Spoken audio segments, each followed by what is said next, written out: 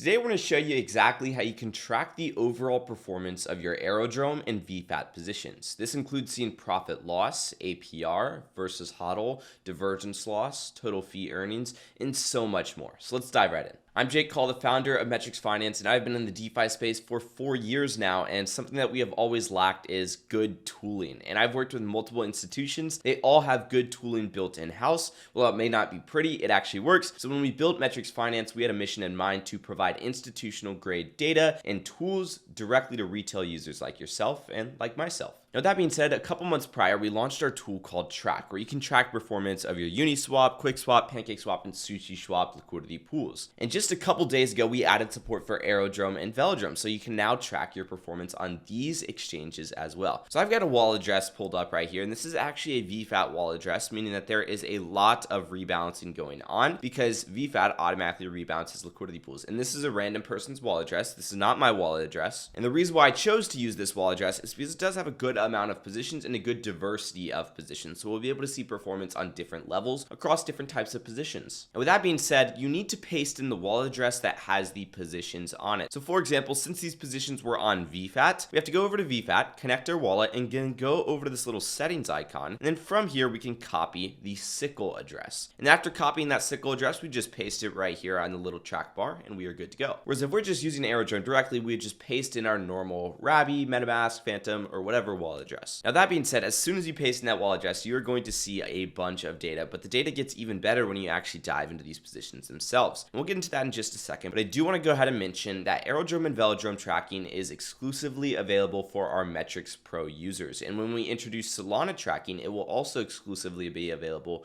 for our Metrix Pro users. If you guys are looking to get started with Metrix Pro, there's a 5-day free trial that you can get access to, and you can check out all the benefits using the link right below this video. Anyways, on the sickle, there's $103,000 of liquidity. Now the thing is, this person deposited $106,000 and they're actually down $2,500 from the prices depreciating. But with that being said, they do have $535 of earnings, which offsets some of that and only puts it at a negative $1,960. But if we look strictly at their performance compared to somebody holding in the market, let's just say, they have a $250 profit versus HODL. With that being said, that means about $285 of their earnings is going towards covering divergence loss in this instance. Now, they are doing a 348% APR on their currently open positions, which is estimating them at about $987 per day. But with that being said, I want to take a look at the open positions that they actually have. They have a smaller degen to Ethereum position, a smaller Ethereum to virtual position, and these ones seem to be doing solid because the earnings is higher than the versus HODL, and it's very, very close as well. Like you have $1 divergence loss right here. You have about 30 cents of divergence loss right over here. But then when you get to the actual correlated pair, or supposedly correlated pair, CBBTC to Ethereum, you'll notice that they have $436 of earnings, but only $152 versus HODL. This tells me that they have a decent amount of divergence loss. This position is also sitting out of range. And this could easily be because they have too tight of a range on their CBBTC to Ethereum liquidity pool. Like if we were to dive over to this CBBTC to Ethereum liquidity pool, and if we were to look at their auto rebound structure, it's a -2 +2 min and max price basically. So the range width is about 4%. You'd want to consider doing about -3 +3 at the very least in this scenario, especially when the market is moving so fast like it is today. The first deposit in the CBBTC liquidity pool was only made 19 hours ago, and then there was multiple compounds made as well. And before we dive into all the details that you'll be able to see on a position by position basis, if we search for CBBTC on all their positions, you'll notice that only one pops up. That's because they only have one of these positions. Whereas if we zoom out to all of their different positions and we look at some of these other ones, like let's just say Ethereum to USD plus. If we type that in over here, just say Ethereum to USD, it's going to aggregate Ethereum to USD plus, Ethereum to USDC, and all the other positions. Now this isn't doing so bad because they deposited around $169,600 and were able to withdraw slightly over $170,000. So that's about $600 from the prices appreciating. But with that being said, they have $5,500 of earnings and their versus HODL was $3,500. So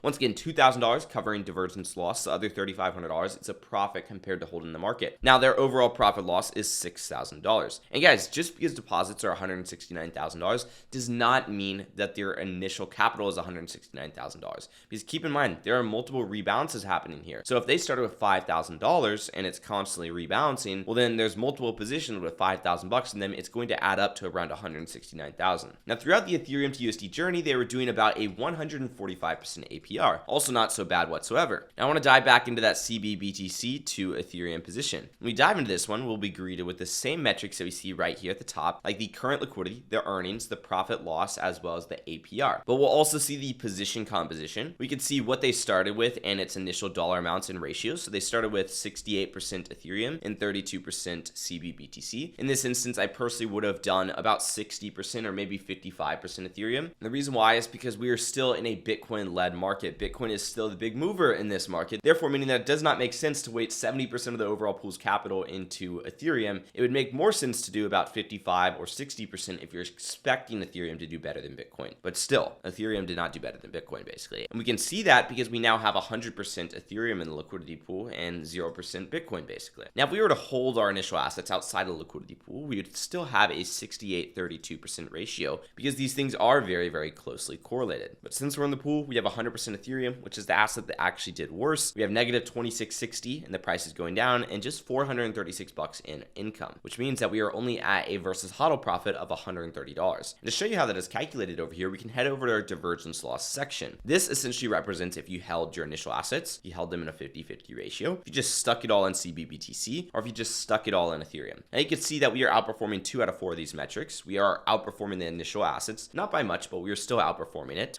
We are not outperforming if we held 50-50. We are not outperforming if we put all our money in Bitcoin. This one right here would have been the play, but we are outperforming if we put all of our money in Ethereum. So if we were to break down this table right here, if we held all of our money in our initial assets, we'd have $98,796. Since we are in the liquidity pool, we have $98,490. So when we take this number and we subtract the if held number from it, we have negative $306, which is our divergence loss in the position. Now this is divergence loss compared to essentially holding our initial assets. With that being said, if we add the $440 of earnings into this divergence loss number, we get about $130, which is our versus HODL number. Metrix Finance will also show the earnings breakdown. Since we have no Ethereum and no CBBTC income, it will show 0 here, and the reason why is because this position is being staked. Now we can also see the Arrow income that has been claimed as well as unclaimed. Now this is going to be the dollar amount that you actually claimed it at, and these two currently total $436. But with that being said, if you want to go in here and manually edit these numbers, you can, and the reason why is because you might have bought it at a different price. The other thing is if you sold the Arrow maybe a couple days after you acquired it from collecting it, maybe the price that you sold it at is actually different. So you would want to go in and log that and add an override to the point where you could see exact results on how things are actually performing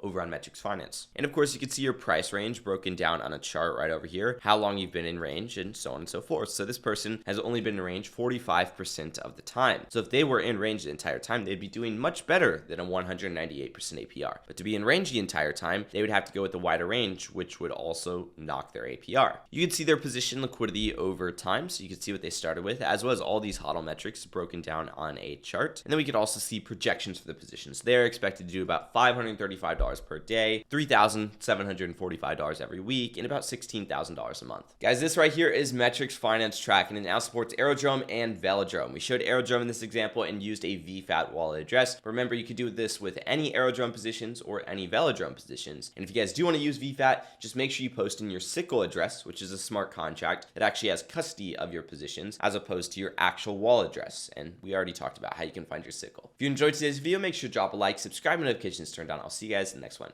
Peace out.